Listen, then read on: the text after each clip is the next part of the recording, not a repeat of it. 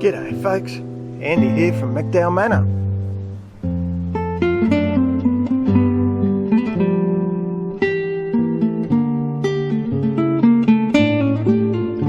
So what's going on here at the Manor?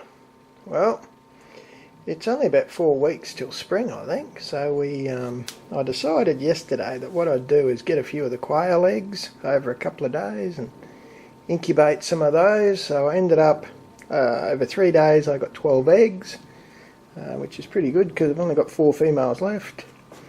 Now this is one of the cheaper incubators, so what I had to do is insulate it with a blanket, but it looks like it's working. I set it for 37.5, it's running at 37.5, so that's good. In another 18 or so days we should have ourselves a couple of more quails with a bit of luck. Be really interested to see if they breed true to colour, because as you know I've now sorted them by colour, with one male and at least one female in each. So yeah, we'll see what happens there. That's the solar inverter. What I've discovered after this is coming up to 3 months, so I'll get a bill soon, which will be kind of interesting, so I'll let you know what happens with it. But from the graphs and reading that I'm doing, it looks like I've managed to pretty much halve the power that I use from the grid. So I produce as much as I import now, which is a good thing. And I export a little bit as well. So I've exported just over 400 kilowatts at the moment. So I'll be interested to see what does end up happening to the bill. Just for the record, that's how you remember, it's a 5.5 kilowatt inverter with just over 6 kilowatts of panel up on the roof. So that's my big boomer water tanks. I don't often talk about them. I have shown you before, they're two right on top of each other. I can't remember how many litres in total, but it's a bloody lot.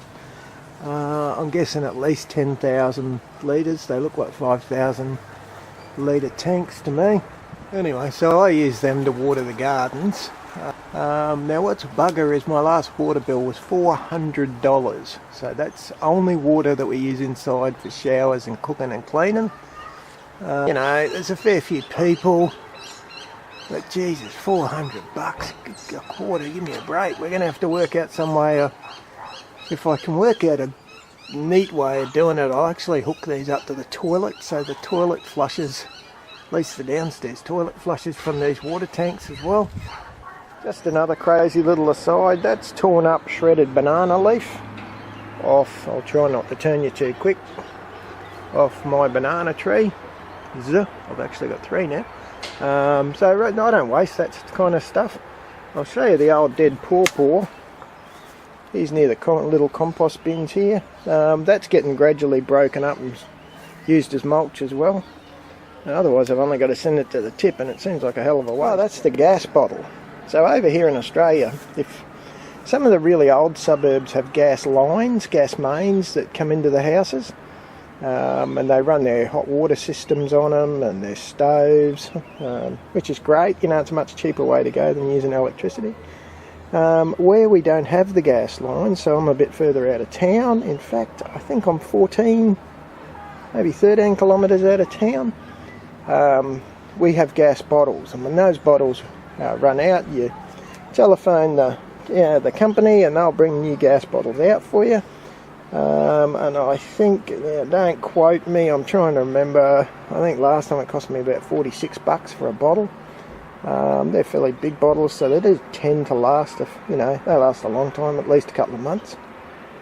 Oh, I will tell you, I don't have a gas hot water system. I have an electric hot water system, which now runs during the day when I've got the solar energy running.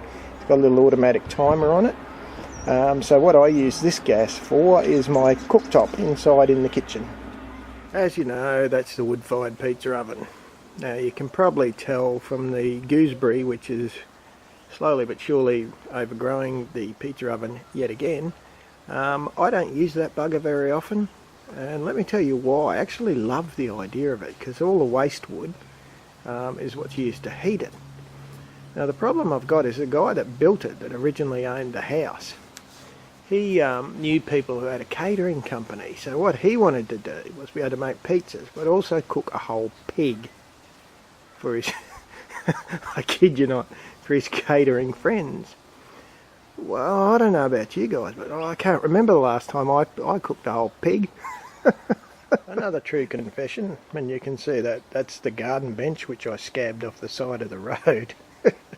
It's just full of a whole lot of bloody wood offcuts. I'm a keeper of lost and unused things, and all of that wood at some stage or other will come in handy for something, I guarantee it. So let me give you some examples. That pot there was built from waste wood, not the one beside it. I actually paid money for those sleepers. But that one was built from wood that I collected around the place. That's actually decking timber, so I was pretty happy to find that. The arbor that we all know and love. Believe it or not, most of that is a waste fence, which has been cut and used. I found some cheap Charlie lattice on the side of the road one time, so I've used that in there. I think I bought the 4 posts.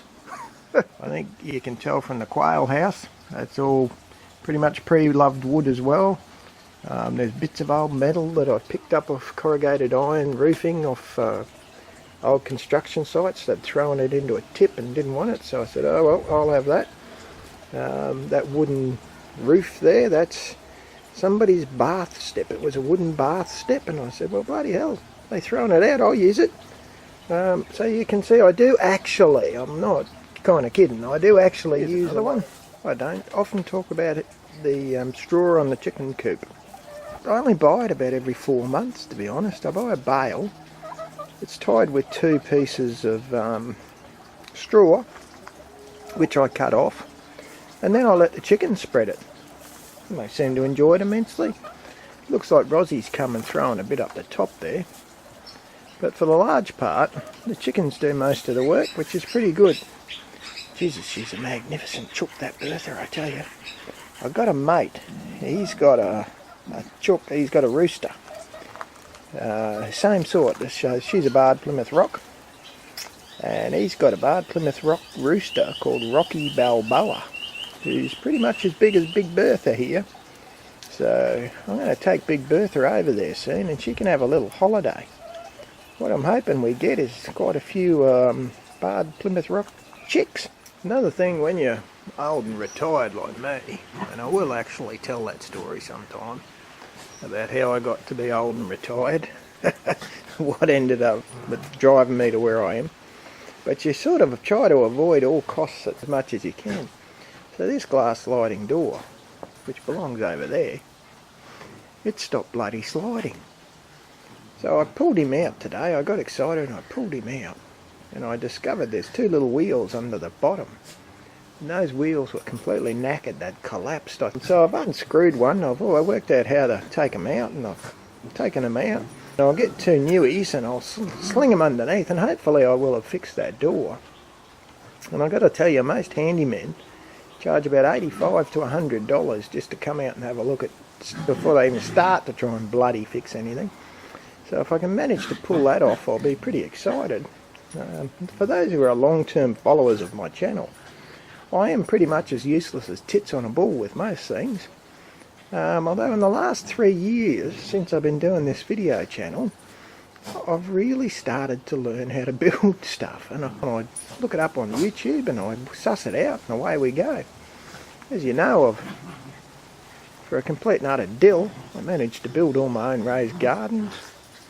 The arbor I built, that looks pretty damn good if I say so myself. Bench seats, put the lattice in place behind.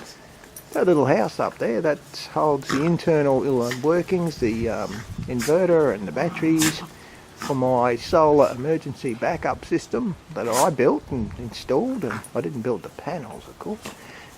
Installed for the aquaponics. The chicken house I somehow managed to build. I'm still kind of perplexed on how the hell I did that.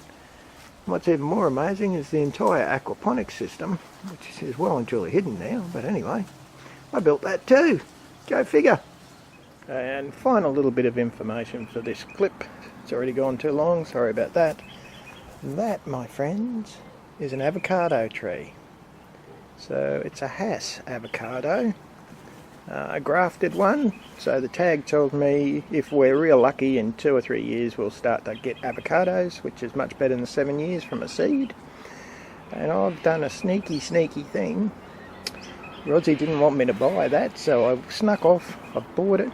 I've planted it in the little dog's yard where she's not going to expect me to have hidden a tree. So hopefully by the time she finds it, it'll be all over. Alright folks, well have a good time and I'll catch you next time, eh? Alright.